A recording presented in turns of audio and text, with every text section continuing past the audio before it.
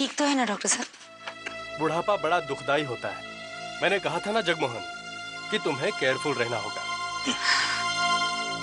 Doctor, पापा की तबीयत कैसी है? ज्यादा चिंता की बात नहीं है, लेकिन बीपी थोड़ा सा बढ़ गया है। आप लोगों को खास ख्याल रखना होगा। वैसे जगमोहन यार, तुम्हें फिक्र करने की जरूरत ही नहीं है। तुम्हारे बच्चे सेटल हैं, बहुएं अच्छी हैं, सारी चीजें हैं, तो तुम्हारा तो बीपी बढ़ना ही नहीं चाहिए।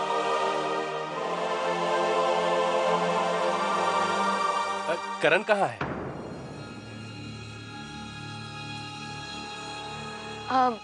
करण अपने कमरे में है, बुलाएं? नहीं नहीं, मैं ऐसे पूछ रहा था। आज सुबह वो हॉस्पिटल में आया था, तो उसने कहा था कि आते वक्त वो आपकी रिपोर्ट लेता आएगा। लेकिन वो आया नहीं फिर दोबारा। इन्होंने करण को हॉस्पिटल में देख लिया। हे भगवान, कहीं पापा के सामने कुछ कह न दे। हॉस्पिटल आया था? आपको नहीं पता? अरे वो चेकअप करवाने के लिए आया था।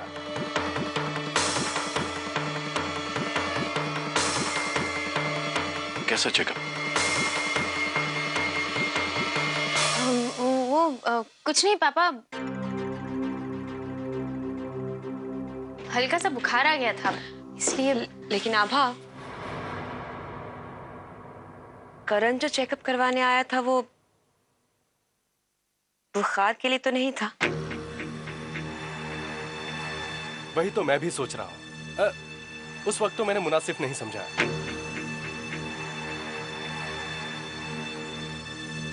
लेकिन वो डीएनए टेस्ट करवाने क्यों आया था, ये नहीं समझ में आया।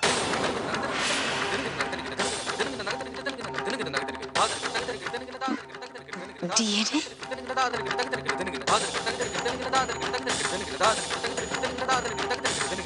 जी, मैं डीएनए टेस्ट करवाने गया था।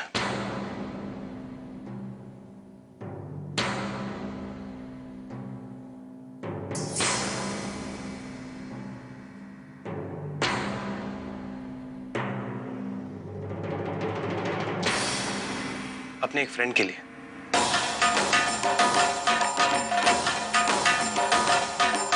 और मेरे साथ मेरा एक फ्रेंड भी था, आप शायद उससे मिले नहीं।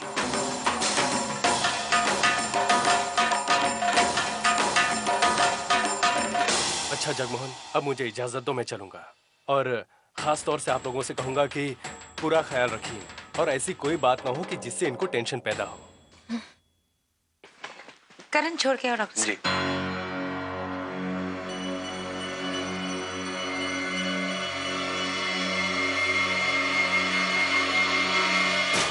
आज तो तुम लोग बच गए, लेकिन कल कैसे बचोगे?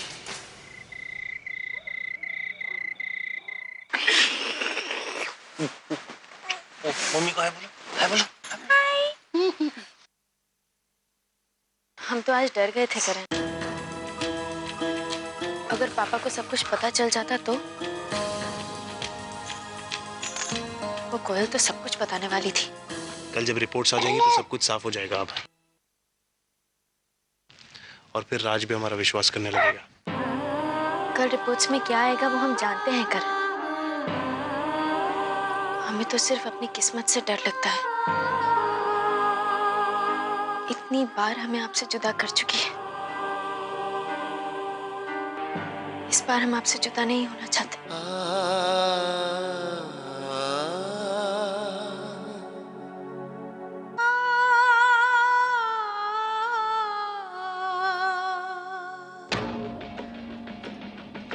बस कुछ ही घंटों की बात है भैया, उसके बाद ये फोटो स्वर्ण भवन की दीवार पर टंगी होगी।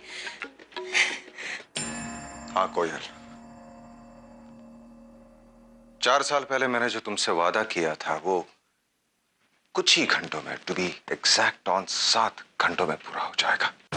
सोचा था अब साथ मिलकर एक नई जिंदगी की शुरुआत करेंगे बिटिया के साथ, पर जिंदगी बार बार हमारा इम्तिहान ले रही है।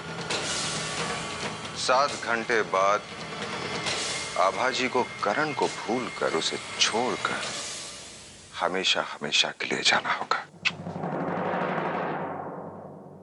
वैसे गुड़िया से ज्यादा आप रोती हैं।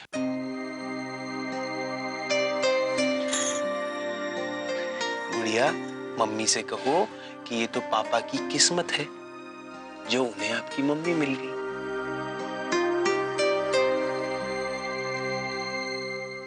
तुम्हारी जगह कोई और होता ना अब, तो उसका विश्वास मुझसे इस रिश्ते से कब का उठ गया होता। लेकिन जो कुछ भी कोयल ने किया,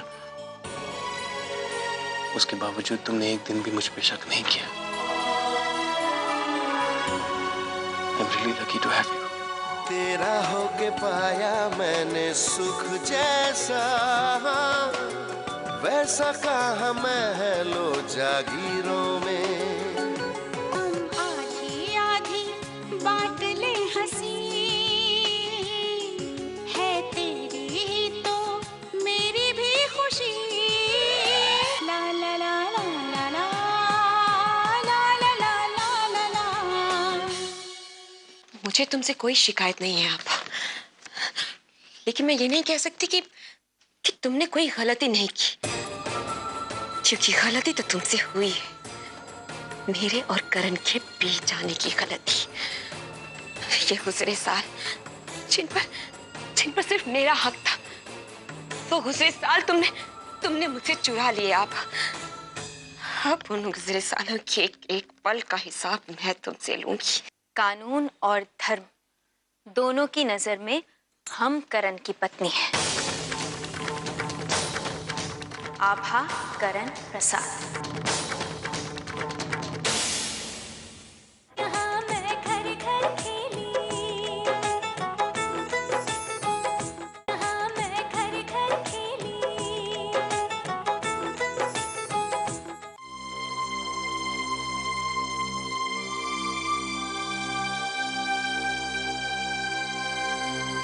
हम सोच रहे थे ठाकुर साहब कि लता की दूसरी शादी कर देनी चाहिए।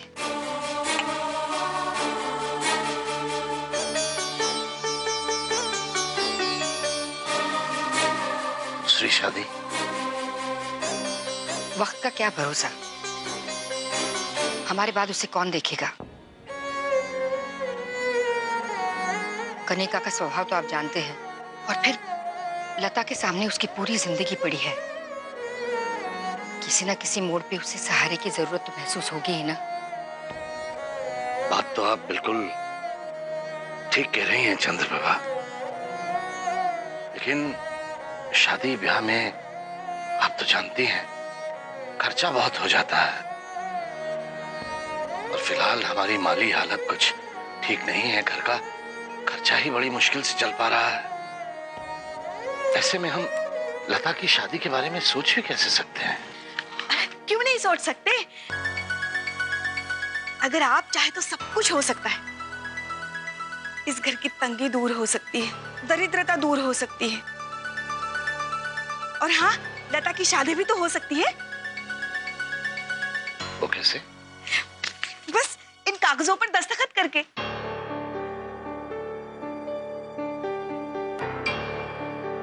क्या है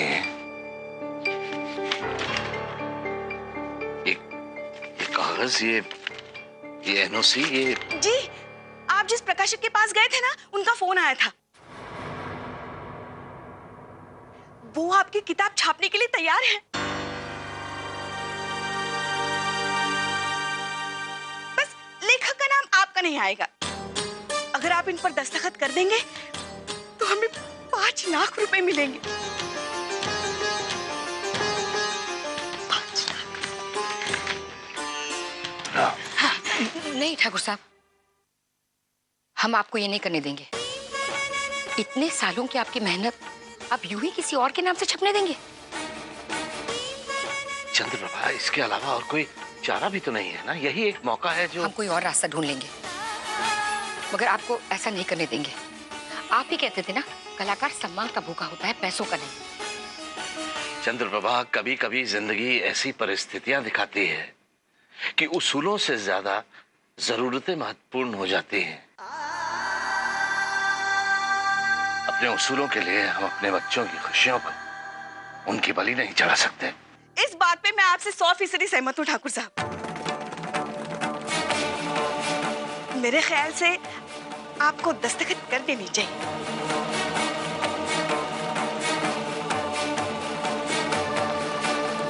लाए। दीजिए ना दीदी। हाँ।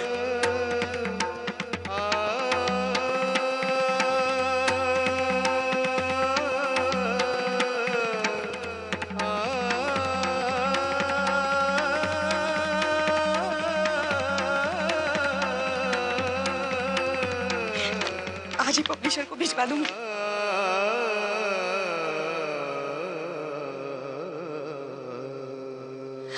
क्यों किया आपने ऐसा? अपने बच्चों के आने वाले कल के लिए।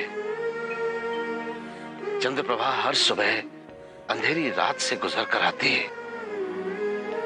हमें यकीन है कि हमारे बच्चों का कल खुशियों से भरा होगा।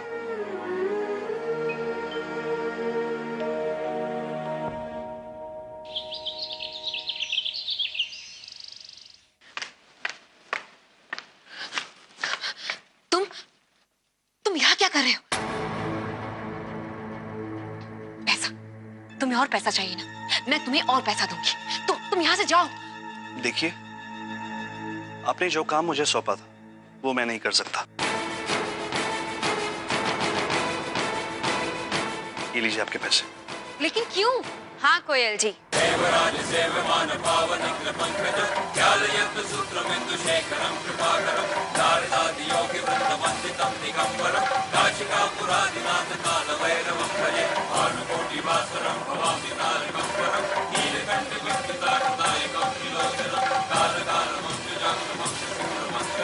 Thank you doctor. आपको क्या लगा?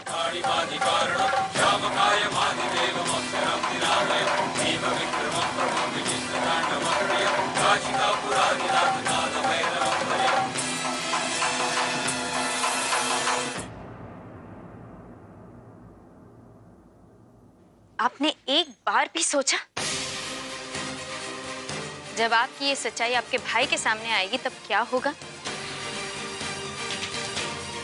वो भाई जो खुद से भी ज्यादा भरोसा आप पर करते हैं। ये तो नियति का उसूल है। कोयल जी, अपने अच्छे बुरे किए की सजा यहीं काटनी पड़ती है।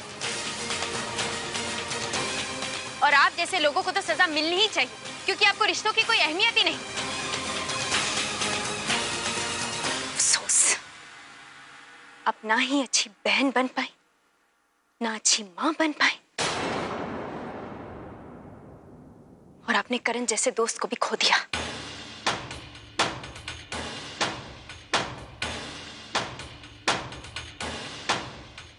इंसान अगर दुनिया से हार जाए तो भी संभल सकता है, लेकिन अगर रिश्तों से हार जाए तो उसके लिए जिंदगी में और कुछ नहीं बचता।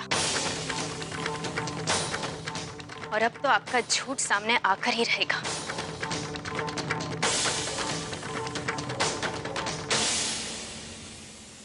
याद है आपको? कानून और धर्म दोनों की नजर में हम करण की पत्नी हैं। आभा करण प्रसाद। और आपका सच सामने लाने के लिए हमें खुद कुछ नहीं करना पड़ेगा। डीएनए रिपोर्ट्स करेंगे।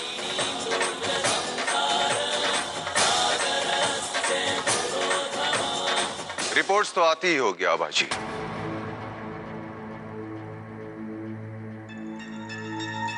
और सच्चाई भी आपके सामने आ जाएगी।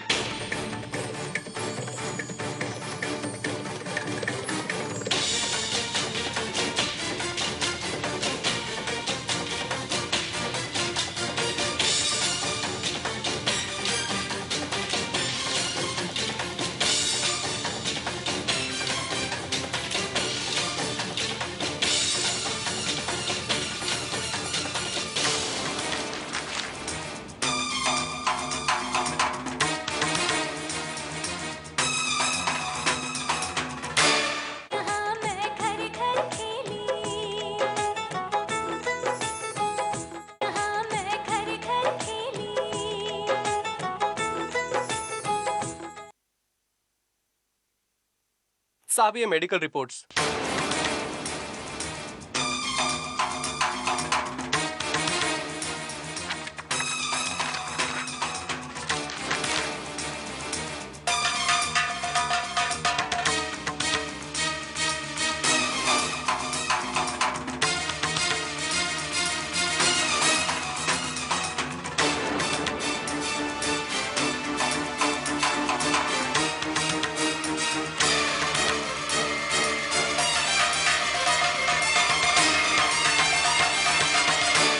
सच आ गया सामने? मेरी बहन का सच नहीं, तुम्हारा झूठ दुनिया के सामने आ गया मिस्टर करण प्रसाद।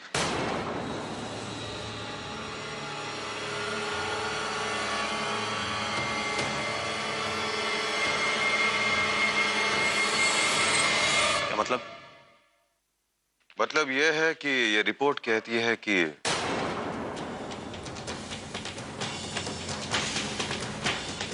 तन्वी तुम्हारी बच्ची।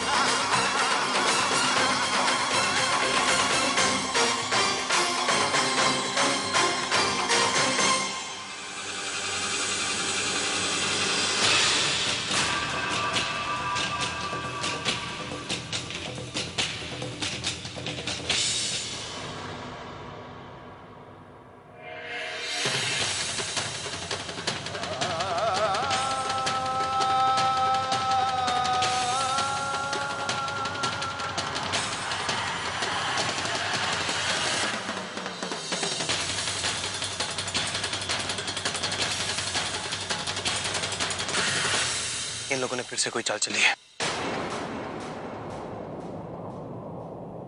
रिपोर्ट्स झूठी हैं। तुम्हारी हिम्मत की दाद देनी होगी करण।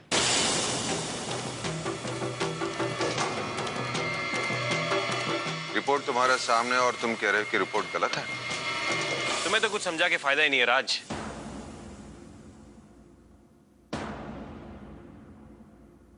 खैर जो कुछ भी तुम सोच रहे हो गलत है, क्योंकि सच तो यही है कि ये रिपोर्ट्स झूठी हैं। कब तक सच्चाई को छुपाने के लिए झूठ बोलोगे तुम? ये रिपोर्ट साफ साफ कह रही है कि तुम्हारा और कोयल का रिश्ता था और वो बच्ची भी तुम्हारी है। अफसोस की बात यह है कि सिर्फ कोयल को ही नहीं, तुमने आभा जी को भी धोखा दिया है। और बस इसके बाद मैं तुम्हें किसी को धोखा नहीं देने दूंगा। You have to accept the fact and you have to accept that. Mister राज,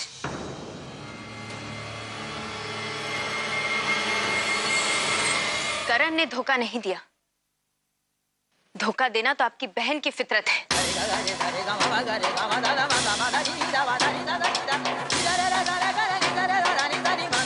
अरे करण को छोड़िए, ये तो आपको भी धोखा दे रही है।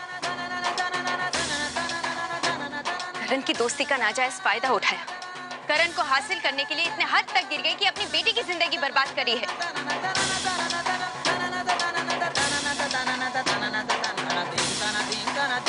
अपने झूठ को सच साबित करने के लिए डीएनए रिपोर्ट तक बदल दी। एक मिनट आभा जी, आप जानते हैं आप क्या कह रही हैं? करण को बचाने के लिए आप कुछ भी कह रही हैं। हम सच कह रहे हैं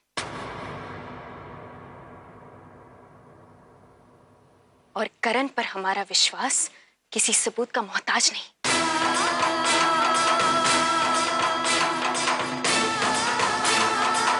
फिर भी हम सबूत देंगे। कोई फायदा नहीं होगा अब, क्योंकि मिस्टर राज सिंघानिया को अभी अगर कोई ये बता दे कि ये पैसे वो डॉक्टर वापस देके गया है जिसे आपकी बहन ने खरीदने की कोशिश की थी, तो ये उस बात पे भी विश्वास नहीं करेंगे।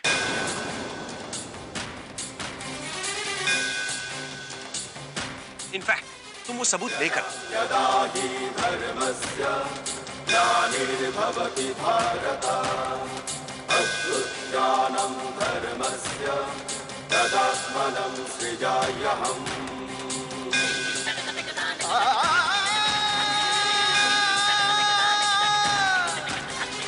यदा यदा हि धर्मस्य ग्लानिर्भवति भारत अभ्युत्थानं धर्मस्य तदात्मनं सृजाम्यहम् यदा यदा हि धर्मस्य ग्लानिर्भवति भारत अभ्युत्थानं धर्मस्य तदात्मनं सृजाम्यहम्